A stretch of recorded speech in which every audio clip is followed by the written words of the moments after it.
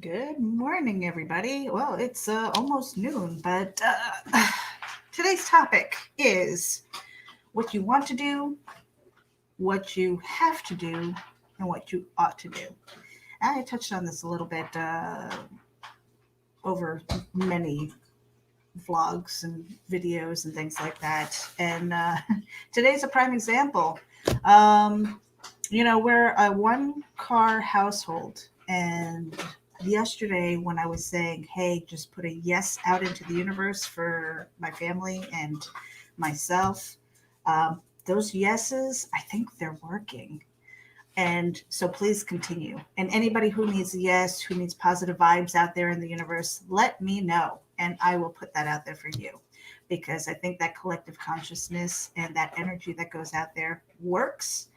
So I'm not going to get into details. I don't want to jinx it, but bring those yeses. Keep bringing those yeses. But today, so my morning was basically um, get up, get dressed, look presentable. I had to take my husband to work because I needed a car because my son has an interview.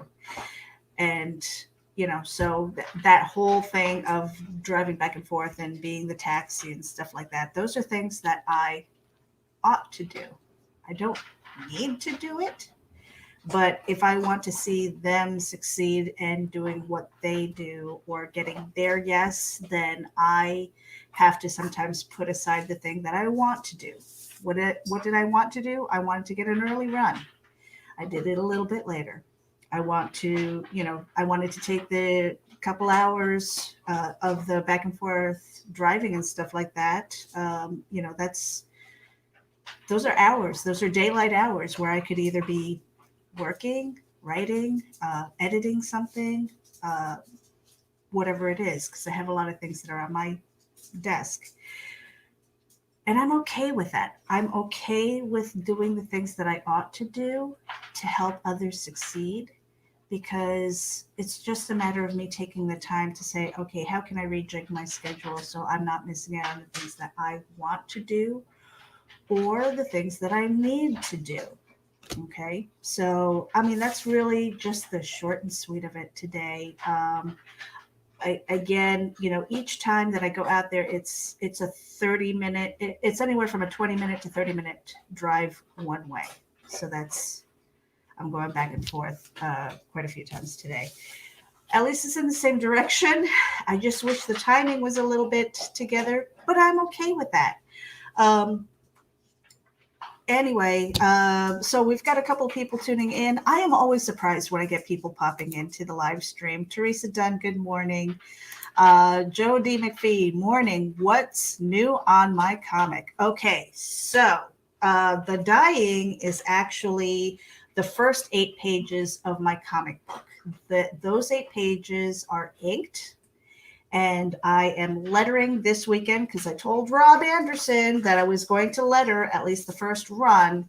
Uh, so I'm taking basically tomorrow through the weekend to get that going, and I have it in my head, and I've been putting together some of the narration blocks and things like that, and how I want it to look. Kind of playing with it a little bit. Um, but I also have my Kickstarter up on preview right now. It's not a preview, it's getting ready to launch. I haven't hit the button yet. I'm going to do that on Tuesday. And that is actually the anthology. So that's prose. It's all just a book, just a book. But it's a compilation of my horror stories and some thrillers, crime, a little bit of paranormal and things like that. And so I had to put together a campaign for that. I didn't have to, I wanted to. And the reason why I did that was because if it makes that extra money is actually going back into art. So I'm merging prose with the comic book world because a lot of the stories that are in there, in fact, The Dying, which is the comic book that I'm working on and getting art back for, that is, you're going to see the prose version of it. When you see the comic book, you're going to see a correlation, but it was kind of an interesting thing for me as a creator to see what it looks like in the book and then how I was able to script it out. The vision is kind of the same, but how I described it, the narration, and there are a few changes. So that's kind of cool. If anybody's interested in seeing what that looks like, you want to get the Compendium of Dread. It's an anthology of dark fiction, volume 1, and I'll tell you the story about that later. And then keep an eye out on Terraform Comics Continuum, because that little portion of the book, that tiny story, at least the first 8 pages of it. You stop eating my shirt. My dog, she doesn't like when I go for walks. And I don't take her for walks, honestly, guys, because she's special needs, and I never know when she's going to have a seizure. So that's why she doesn't go on walks with me. Anyway, so that is where I am with the comic. That's where I am with the book.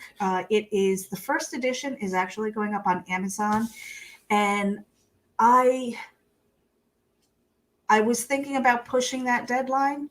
I don't know that I'm going to. I might. I don't know. I still have today to decide, because the Kickstarter, there is going to be a special tier where I'm offering five opportunities for people to pledge, and based on that tier level, they can get murdered in one of my stories, and that is getting added to the PDF and the print version. So only 5 opportunities, because I want to make sure that I hit the deadlines and stuff like that. More deadlines that I set for myself. Anyway, so the theme today was what you want to do, what you ought to do, what you have to do. Sometimes they're in line, sometimes they're not. And when you have to make that decision, you can be totally selfish and I just want to do what I want to do. Or you can kind of, based on what's going on around you, you can go and say, I really ought to do that. Like for me to go back and forth and stuff like that. Again, it's something that I really ought to do. And so I'm going to do that. And, I'm really hoping, putting that yes out into the universe, this is something that my son really needs. So I will put myself aside for a little bit, even if he gets a job, he might have to be there at 4, which means I'm on the road at 3:30. Yeah, I don't want to do that. But I want to see him succeed. So it's one of those things, until he gets his license and moves forward and things like that. So I'm excited for him. And so I'll put aside that time, at the end of the day, if you think about it, what's 2 hours? What's 2 hours in a lifetime? It's really nothing. So, Nita, she says, you're sounding as decisive as I am this morning. I'm actually pretty determined. I finished up my run. I'm getting ready to do my apple cider vinegar. I've got a lot of writing to do and not a lot of time. She says it's nap time. You go, girl. Naps are awesome. Except that sometimes my naps are 15 minutes, or I'm literally just shutting my eyes to rest my eyes, and then sometimes they're like 4 hours, and that's not a nap, that's sleep for me. Okay, because I have those short sleep cycles, sometimes because of I'm just getting old, you have to go to the bathroom, or the dogs are bothering me or something like that. So 4 hours is a chunk of time. That's not a nap, that's sleep, especially the older you get. So anyway, I wanted to show you guys this. I got this in the mail. That was weird. Where did that accent come from? This is Tim English, John Lennon's, he wrote John Lennon 1980 playlist, and I'm getting ready to read this. We had the pleasure of speaking to him on a Geek Speak about his experience with researching this. He has done a few other books, so you want to check this out on Amazon. He did Sounds Like Teen Spirit. where he talks about stolen melodies, ripped off riffs, and the secret history of rock and roll. So if you are at all into music and history and stuff like that, you want to check out his books. He's got another one called Popology, the music of the era in the lives of 4 icons of the 60s: JFK, Martin Luther King, Robert Kennedy, and Thomas Merton. So keep an eye on Tim English. He's really cool, good stuff. And I think that's really about it. I've gotta get out of here, guys. I got stuff to do because I'm losing 2 hours somewhere else. Anyway, if there's a topic that you want me to talk about, if you've got a book or anything, if you've got a press release, I am the associate editor over at Geek Insider. I love to help people share the word of what they're working on. Send that over to me at meredith@geekinsider.com.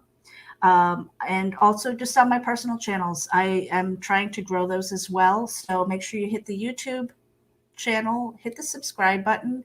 If you want to get notified when I go live, I try to do that every single day. Now, I might not be journaling or vlogging every day, usually Sundays, because I'm already doing Sunday Comics Brunch. That's like my Sunday live stream. And you just don't need to. I'm a hot mess. Like I said, I changed my clothes back into my running stuff. I went out. My hair is a mess. I don't care. This is who I am. This is. I could sit here and do makeup tutorials and stuff, but why? That sounds like work. I don't want to do it. I won't do it. I don't care how popular it is.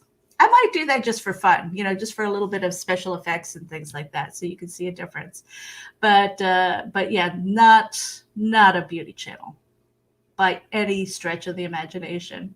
So that's really it for me, guys. It is 12 minutes into this thing. Got work to do. I hope you are staying really busy, but not on the hamster wheel busy. All right. Make sure that you're propelling yourself forward and doing the things that you want to do. And sometimes you have to do stuff that you have to do.